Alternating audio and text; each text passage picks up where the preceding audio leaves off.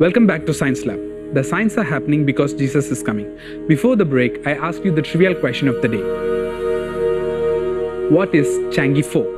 And now the options are: Option A, first Chinese spacecraft to land on the moon. Option B, first Russian spacecraft to land on the moon. Option C, first Indian spacecraft to land on the moon. The answer is option A, first Chinese spacecraft to land on the moon. On March 29, 2019, The Times wrote that a new space race has begun between the United States and China. The starting gun was fired in January 2019, when China announced it had landed a spacecraft Chang'e 4 on the far side of the moon and deployed a rover to send back images for the first time of the surface that faces away from us, The Times wrote. This was a mission NASA had deemed too difficult and costly. In one giant leap, China is on a par with existing space powers, America and Russia. China's plans for space include developing a moon base within the next 10 years that will be used for both research of the moon and as a launch pad for exploration further into the solar system. On June 5, 2019, China also became the first nation to solely own and operate a floating sea launch when it launched a rocket, similar to ballistic missile, from a civilian cargo ship in the LOC. The China National Space Administration wrote, "Launching a rocket from the sea has advantages of high flexibility, good adaptability for specific tasks, and excellent launch economy."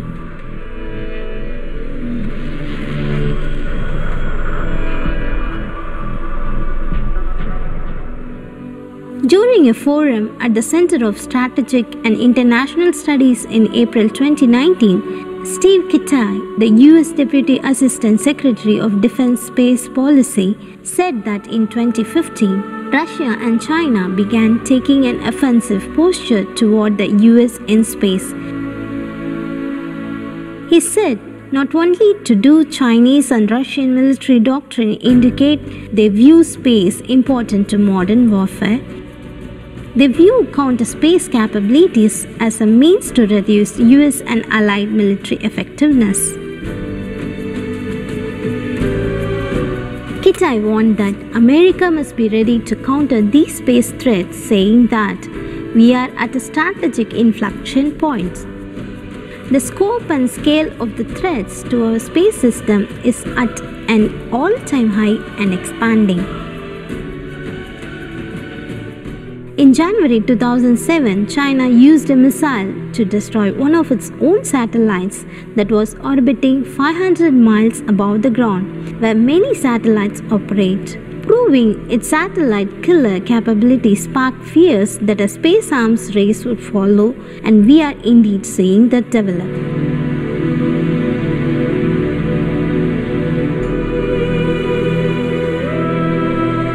"If you are China or Russia, you don't need the capabilities the US has," said Adam Ruth, research associate with the Center of a New American Security Defense Program. Instead, they have concentrated on building counter-space weapons. It's cheaper to develop these types of capabilities than it is to develop satellites with a similar advantage.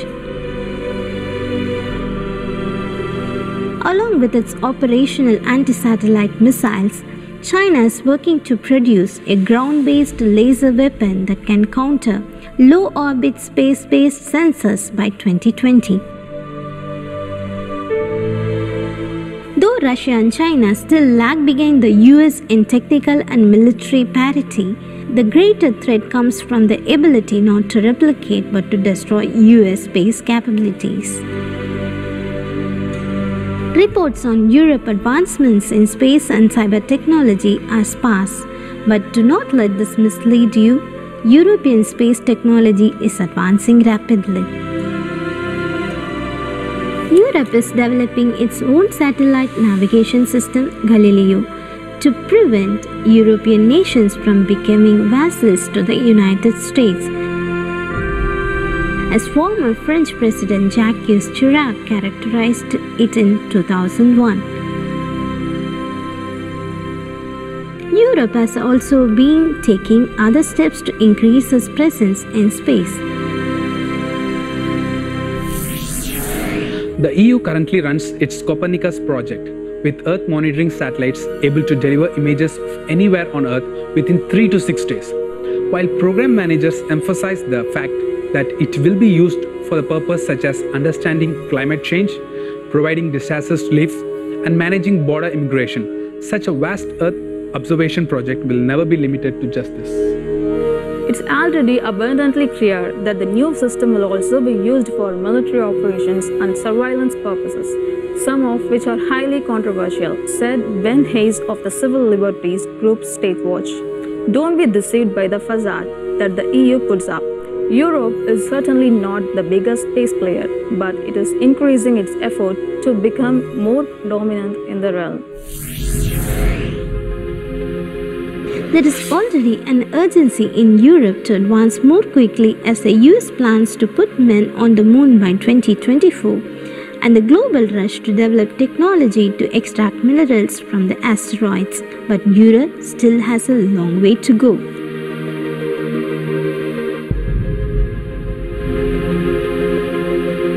Walter Ballheimer, CEO of German Orbital Systems, said, Germany was overtaken a long time ago, but it's not too late. If they are courageous enough and adopt a clear space policy, then we can still have a piece of the cake that we should have as a leading export nation.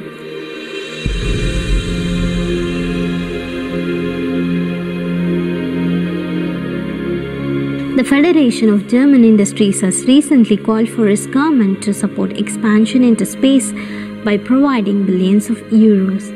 The report revealed the previously hidden militaristic aim of space, writing that independent space advancement is vital for governmental and military strategic autonomy, saying that Bundeswehr missions are inconceivable without space systems.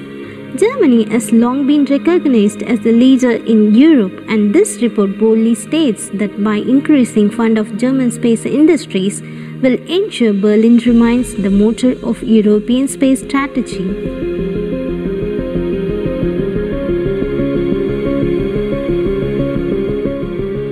The report calls on Europe to take a greater share of the burden of defending Europe, and in so doing, stop outsourcing their strategic thinking to Washington.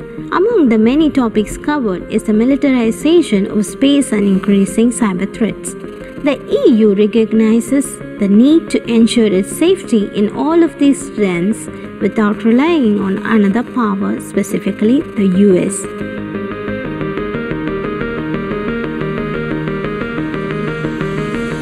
This level of autonomy with a focus on security and defense should alarm the world, especially the US. In 2005, he warned that Germany is a big cyber threat than the West gives it credit for.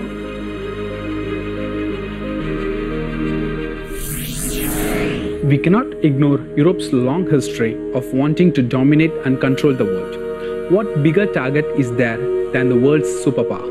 The US must not continue to deceive itself into thinking that it has an ally in Europe. Germany has not forgotten its defeat in World War II.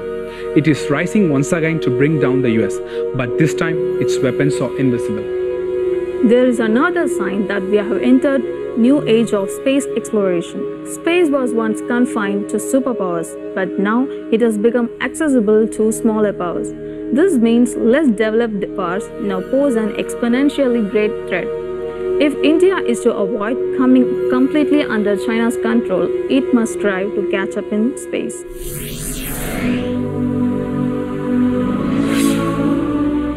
On March 27, 2019, India shot down one of its low-orbit satellites with a ground-to-space missile, making it fourth nation with anti-satellite weapon capabilities.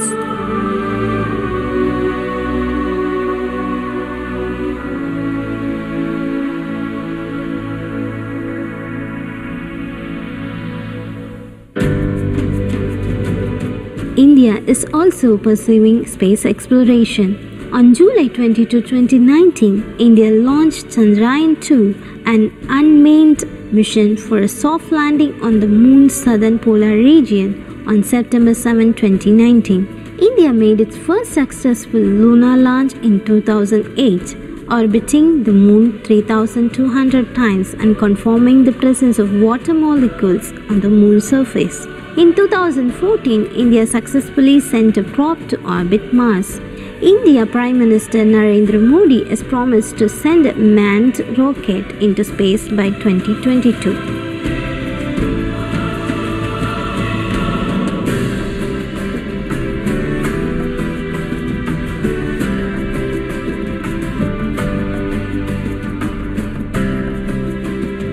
Even small powers are also heading for the stars. On July 11, 2019, a Japanese spacecraft successfully landed on an asteroid and collected underground samples. Scientists hope this data will provide information on the origin of the solar system. Japan is the first country to obtain underground samples from a place farther away than the moon. Even Iran is taking its place in the space race. On February 7, 2019, the Times of Israel reported that Iran appeared to have attempted a second satellite launch. The US says these efforts are intended to aid Iran's development of ballistic missiles. The US says these efforts are intended to aid Iran's development of ballistic missiles in violation of a UN resolution. Israeli Prime Minister Benjamin Netanyahu called Iran's first launch in January 2019 the first stage of an intercontinental missile. The launch attempt came less than a week after Iran's state media reported that it had equipped its most advanced and longest-range missiles with precision-guided warheads. Dangerous and unstable regimes are gaining the ability to bring down US cyber technology or to use such technology in weapons that could reach the US and its allies.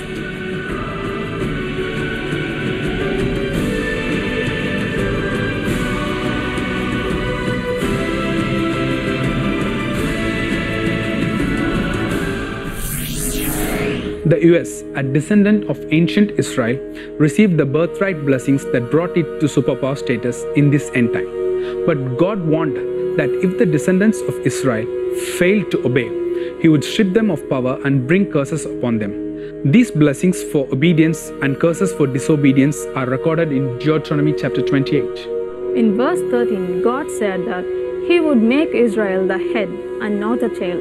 If it would obey, a blessing evident as the US became the leader in space. But in verse 48, Israel was warned that if it is disobeyed God's command, He would cause it to serve thy enemies.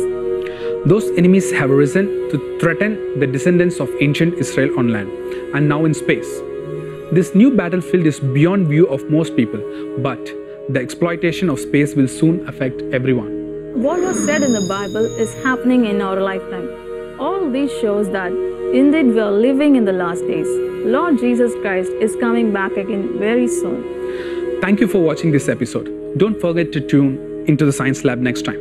Remember, signs are happening because Lord Jesus is coming. Maranatha.